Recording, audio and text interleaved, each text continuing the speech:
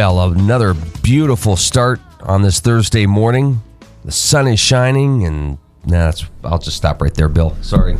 You're overloading. I'm overloading. Optimism. That's right. Well, it's nice to see your smiling face today. Hey, it's good to be back. Bill Allen joining us from Joe Taylor Ford. Of course, I'm sure we'll get into this, but with the change of the season, and you're talking about all this rain on the roadways and the leaves and the snow coming, you might want to make sure your tires are in pretty good shape. Absolutely. I mean, there's nothing short of the value of good traction, whether it be leaves, snow, rain, water.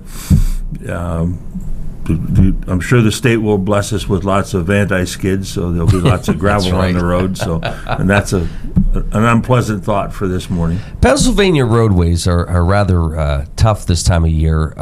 Do you think with the Ford products, they hold up well when it comes to dealing with the salt and the skid and all that? Well, I think we've done an excellent job on the corrosion problems that we've had in the past.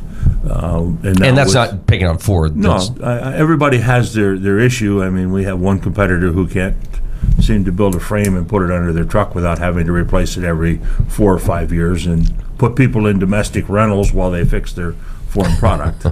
But I think we've done a good job in building our frames very heavy, building our undercarriages to the strength that they need to be to withstand the type of road conditions we have and the extra chemicals and things that we put on the roadways. I think that in this state right now, I think the state's doing us a big disservice with this brine treatment or fluid treatment, whatever they want to call it. They have buzzwords they'll call it so it doesn't sound bad, but it eats the paint and the material up pretty good. So it doesn't hurt to have your vehicle serviced regularly and checked regularly to make sure that there are no problems with that, because that's not boding well for a lot of product. Ideally, in the wintertime, how often should folks be taking their car to get them washed off?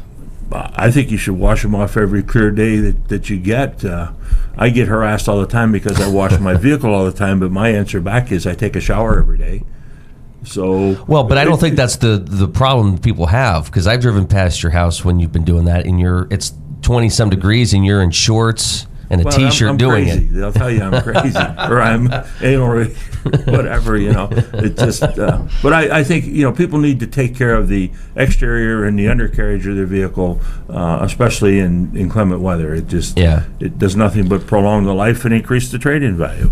The other thing that seems to happen with vehicles, and again, you're talking about maintenance and taking care of them, but people are living out of their vehicles. Well, absolutely. I mean, people spend more time sometimes in their automobile day to day than they spend in the living room of their home, between moving, children wherever they're going, themselves, work vehicles. I mean, in northwestern Pennsylvania, most of us travel further to work now than we ever did. And we want all those creature comforts while we're in there. Right. But if you take care of that vehicle will take care of you. And everybody says, boy, they're a lot of money. Well, they are a lot of money. It doesn't matter what product you look at. If you take care of it, you realize more money for that product when you go to get rid of it. If you destroy it, then you're going to pay twice, because you paid a lot for it to start with, and you're going to lose money getting rid of it. Yeah, I guess that's the other thing. When you're making an investment like that, take care of it. Exactly. I think that's the one area that a lot of people do diligence on, and there's a lot of people who just drive it, run the wheels off it. When it breaks, we fix it, and we go on down the road. And part of that is not a want to take care of it, but they don't take the time to take care of it. And they wait till something catastrophic happens instead of doing regular maintenance on it. If people develop a regular maintenance plan, I think they save themselves a lot of money in the long run. I mean, in my opinion, cars or trucks don't break like they used to, but now, because of the way they're designed, when it does break, it costs a lot more money to fix it. We don't have the simple little repairs that we used to run into. And some of those components, as you say, I mean, to replace this computer component in there could be hundreds, if not over $1,000 to fix. Yeah, it amazes me the way all manufacturers have designed their product and how they do it and what they set up to work and feed off of each other. In electrical systems, we had dedicated systems. You could cut a wire and you could stop the blinkers.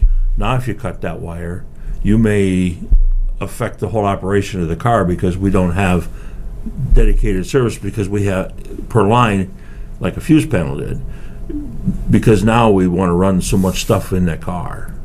And so we blend all the circuits together, so to speak, and that's why it's such a mass. Yeah. wiring I mean, harness. think about it today. I mean, you're running DVD players, you're charging laptops, you're running your phone, you've got Bluetooth, you've got maps on the screen, you've got everything in there. Sure, you go to Wi-Fi. Now there's cars coming with Wi-Fi. You have front sensors, you have rear sensors, you have park assist, you have tow assist, you have, you can go on and on and on. We're running cameras front, back. I mean, it just, the amount of electronics in an automobile is astounding to me, but it also drives the cost of the vehicle. Right. So some holiday gift ideas, because you want to get this stuff scheduled now probably, but remote starts. Remote starts are big. Even give people gifts of an oil change or we have a works program where we check everything, change the oil, rotate the tires. Buy a gift certificate to the garage and let people buy that. Buy a gift certificate, let them buy accessories for their car. I mean, there's a lot of things that people can do that would actually save people money and be a gift that people would enjoy and appreciate. Yeah, absolutely. And in fact, we were talking about those unique gift ideas yesterday with Susan Williams at the Venango Chamber, and she kind of brought that up. She said, here's some opportunities for a gift that sort of gives back. Exactly. Yeah, the gift certificate's a good idea. I mean, and we're more than happy to do gift certificates. Schedule spring maintenance, tire rotations or tire changes, or give them a blanket amount of money and let them purchase whatever they want to purchase, or apply it toward a repair or tires or any other through parts. Works great. So getting back to the talk of vehicles now, we're into November. You said September and October were pretty strong. What are people driving away with? People are driving away with a little bit of everything. I mean, in September, to put it in perspective, we had a great September, a great October, and we really need to thank our customers for that, because in September, end of September sales, we were number 1 in the Pittsburgh zone. Wow. And number 5 in the Pittsburgh zone throughout in Really? October sales. So we need to thank our customers for that, because without those people, none of us would be there. But what's that say about the folks who work there, though? I mean, that's saying... They put a lot of hard work in. I mean, we did a lot of hard work. We do a lot of hard work every day. Yeah, but that tells me people trust you guys. Exactly. And we really appreciate that, because without that rapport with the customer, you struggle to continue on. And, so we get through 2 great months. November started out well. But people are driving away with a little bit of everything. Sport utilities have been great. Small crossovers have been great. Pickup trucks, Always a staple here. always a staple. Everyone. Yeah, and truck business has been really good. And right now, Ford's running what they're calling Family and Friends Plan, which basically is a partner supply plan pricing, and have nice incentives on top of that. I mean, if you take the incentives off the staple of the pickup truck, you can look in upwards of $10,000 in savings from the original window sticker to where you wind up before you talk about your trade-in. Wow. And that's nothing to sneeze at. No, and there's Ford Credit's offering low finance rates and or 0% in some instances. And when you come in and you sit down and you talk and you look at lease, you still have the same plan. So there's some very attractive lease plans right now.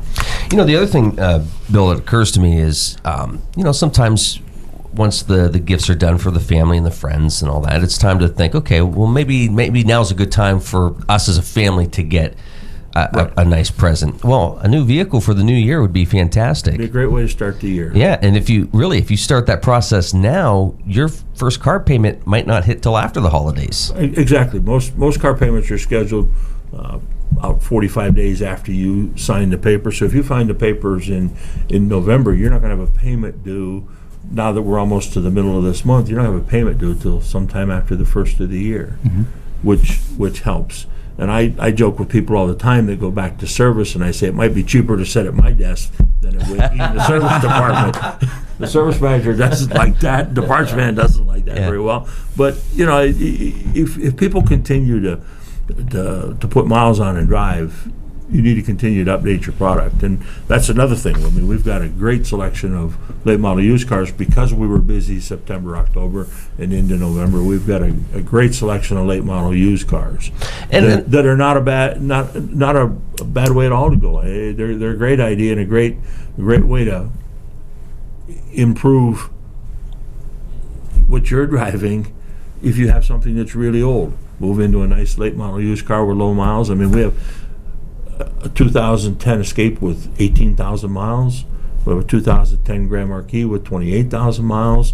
We have 3 or 4 used Explorers with all less than 20,000 miles. So there's a great lineup of product there that are low mile cars that are a good buy versus a new one. It adds to your choices. Absolutely. I mean, you look at our pickup lineup, our used pickup lineup, and we have 2010, a 2011, a 2012, all with less than 20,000 miles on them. Wow. And there's significant savings there over a new one for the person that can't afford a new one. And the finance department shops for rate for you, and there's some really attractive rates on used product as well as new product. We're here with Bill Allen from Joe Taylor Ford. It is 21 minutes past the hour of 8 o'clock. This is the Morning Drill and Stream Television and the Allegheny News Talk Sports Network. With that said, Bill, sometimes somebody will walk in and I'm sure they like to challenge you. Every day. And you like, and I know you like the challenge. Absolutely. Makes the job fun. I mean, that's why we're there, is to help people with their needs. But the challenge is welcome because they have ideas and thoughts. We kind of have ideas and thoughts after we sit and talk a while as to what we think might be the best solution.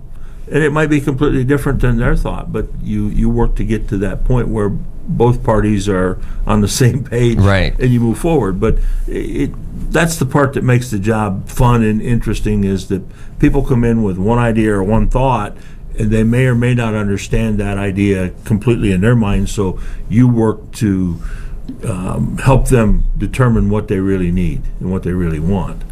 Now, what's the average amount of time it would take for you? I mean, if somebody came in and really challenged you. Well, I've spent, and other sales consultants in the dealership have spent 2 or 3 or 4 hours working with people. People that come in and know what they want and they're ready to go. That can be a quick process, and you're done into their finance office, and they'll drive away in an hour to an hour and a half. But then there are people who come in, and it might be a 2 or 3 hour process today. They go home, digest what you said, you digest what they've said, and it could be Do you days or weeks. It comes down to there's as many different ways to do it as there are people who come in to look, I think. Absolutely. I mean, Mark spent some time in the industry before, and he understands that for every easy one, there's a difficult one. And I don't mean difficult in that they're not listening or not paying attention, but it's a lot of work. Well, it's probably more challenging today. We were talking about sort of the makeup of the economy today compared to just years ago. The stories coming out of out of Mark, or people like Mark this year have been, Joy, GE.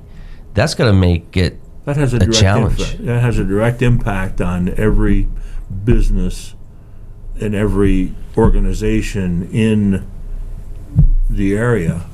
In the area being Venango, Crawford, Clarion, Forest, Right. Warren counties. I mean, because of the demographics of where people are located and how far they drive to work.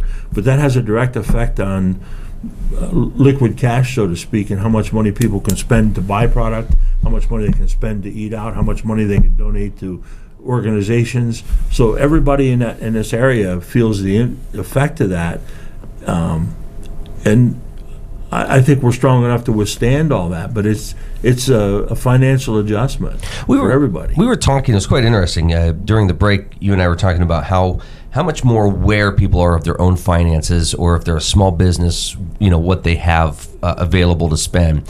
When somebody comes in and visits with you or any of the sales consultants, do they now have more of an idea of what they want or how much they can spend, or is it still you guys kind of helping them through that?